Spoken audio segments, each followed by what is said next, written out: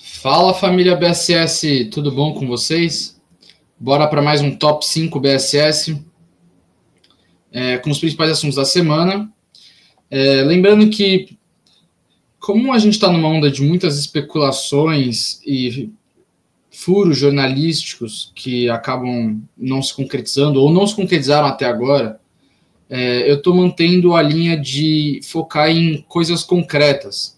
Até porque aqui eu não estou para iludir torcedor, falar que tal jogador está chegando, se não tem nada concreto. Eu não sou jornalista, então eu prefiro comentar sobre as notícias que realmente são concretas. E eu gostaria de seguir essa linha. Então vamos falar de notícias realmente certas. Quando o Santos começar a anunciar técnico, contratações, nós falaremos aqui com certeza. Mas como não temos nada anunciado ainda, não é o caso. Então, vamos para o primeiro assunto, né? Ou quinto assunto para falar. Vamos falar do orçamento. Sim, o Santos ele definiu o seu orçamento para 2025 e foi previsto um déficit financeiro, né? O Santos projetou um déficit de 89,5 milhões para a temporada, sendo que as despesas incluem 66 milhões de reais em juros de empréstimos e outras dívidas, além de amortização de contratos e depreciação de ativos. O clube ele prevê um superávit operacional de 28 milhões de reais, que seria positivo seu impacto das dívidas acumuladas. A previsão de arrecadação com vendas de jogadores é em torno de 100 milhões de reais para 2025, lembrando que em 2024 o Santos já arrecadou mais que o dobro, incluindo 100 milhões de reais apenas pela venda de Marcos Leonardo ao Benfica.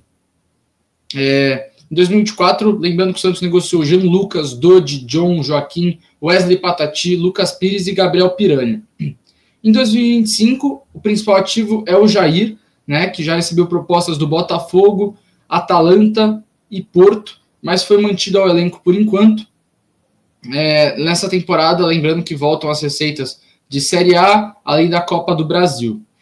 Bom, sobre o orçamento, eu não tenho muito a comentar, né? Até porque eu não faço parte do conselho do clube, eu não sei como eles realmente fazem essa conta, né? Porém, o que tudo indica aí é que teremos uma previsão de venda menor, mas um aumento de receitas com os campeonatos que esse ano seja o marco para a construção da nova vila, né? O que esperamos para dar um aumento nas receitas do clube, que é muito importante para nós competirmos com outros times, né? Nós vemos aí muitos clubes rivais crescendo em termos de receita e conseguindo contratar jogadores melhores, e o Santos sempre se assustando com os valores, né? Então, faz-se necessário a construção dessa arena para aumentar o orçamento do clube para tanto reformas, melhorias na estrutura, quanto melhorias no time, né? E também, seguindo a linha de orçamento, aqui vamos para um adendo, que é a redução do orçamento para a base. Sim, durante esse orçamento junto com esse orçamento publicado, houve a previsão de 29 milhões de reais destinados para a categoria de base, comparado a 32,6 milhões em 2024.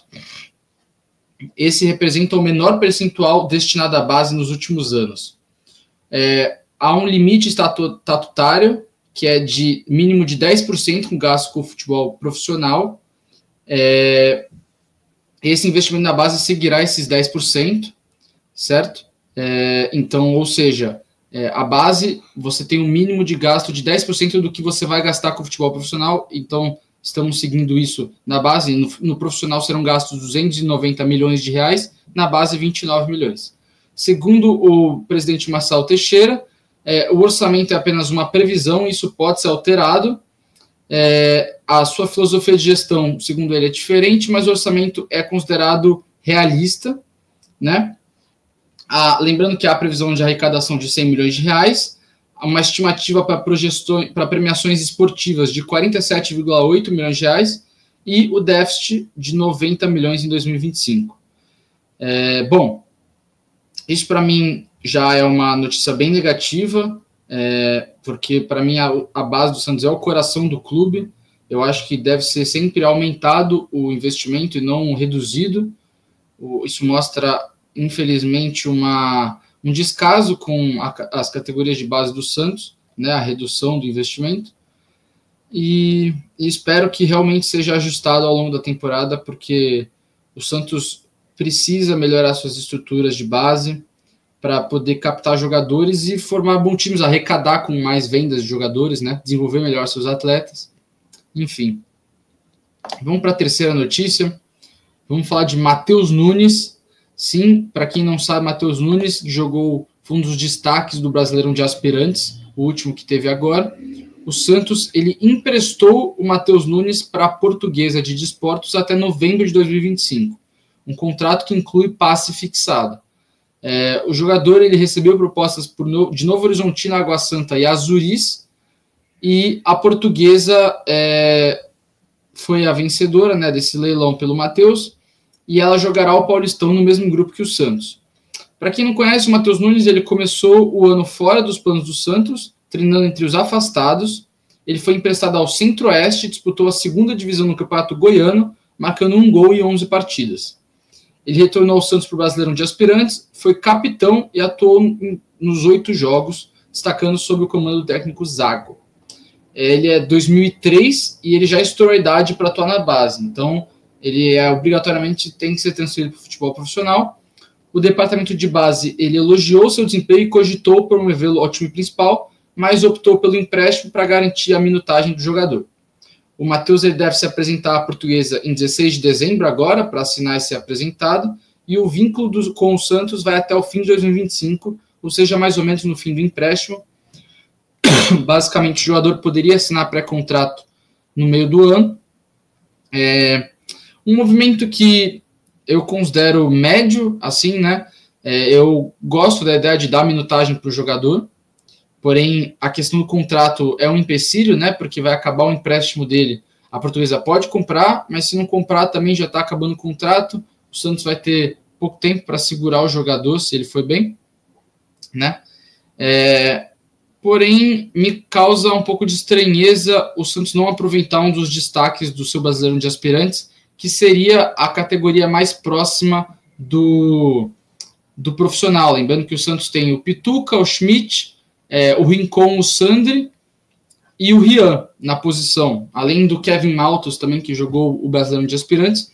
São muitos jogadores na posição, porém alguns que eu acho que não deveriam ser aproveitados. Por exemplo, o Sandri eu emprestaria, o Rincon, dependendo do contrato, não sei se valeria a continuidade, não sei como é que ele vai performar essa temporada. Eu acho que o Matheus também poderia ter ganhado algumas chances no profissional, porém, fizeram esse movimento aí e vamos ver como ele se sai. Agora, segunda notícia, o Jonathan com H. Jonathan ele foi liberado para o Santos, para a Chapecoense, que acertou o contrato em definitivo por 2 temporadas. O Santos ele manteve 30% dos direitos econômicos do jogador. O vínculo dele era válido até abril de 2026. Então, basicamente, ano passado, o Jonathan ele foi emprestado à Água Santa no início do ano, disputou o Paulistão, jogou 7 jogos, foi titular em 6, e jogou a Copa do Brasil 1 jogo. Aí ele foi liberado para a Chapecoense em abril para disputar a Série B, a última. Ele marcou 1 gol em 9 partidas. No Santos, ele foi vice-campeão na Copa São Paulo em 2022 como titular, na época ele era volante, e ele atuou em 5 jogos pelo time profissional em 2021 sob o técnico Ariel Roland. Foi formado no extinto Sub-23 do Santos, antes de voltar, né?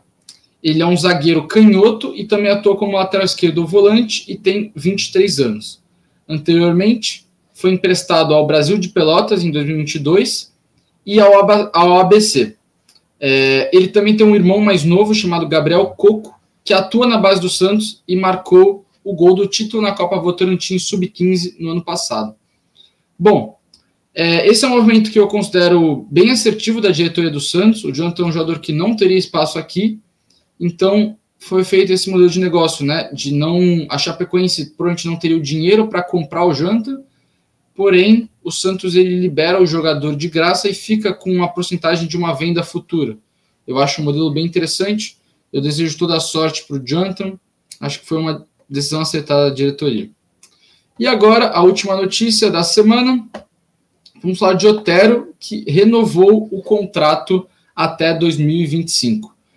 O vínculo anterior dele terminaria, né, agora em 31 de dezembro de 2024, então renovou por mais um ano. Os valores não foram divulgados, né, além de outros detalhes.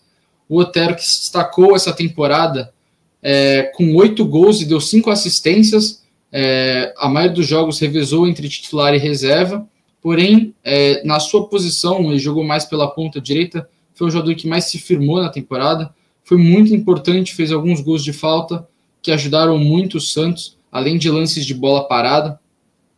Então, eu acho que esse contrato de um ano foi uma boa sim, acho que o Otero pode ser útil, né? Um jogador de bola parada é sempre útil para o time quando está aquele jogo apertado e precisa de alguém que possa mudar, né? Então, acho acertada essa decisão de um contrato curto, porém com um jogador que pode ser útil nessa temporada.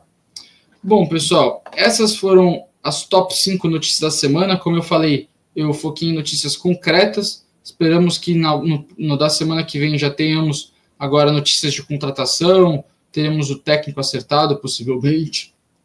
Vamos aguardar. Espero que você tenha gostado. Se gostou, curte, compartilha. Se inscreva no nosso canal Blog Sou Santista. Se torne membro e nos siga nas redes sociais, @Blog Sou Santista, no Instagram, no Quai, no TikTok e no X. Vejo vocês na semana que vem. Uma boa noite e tchau, tchau.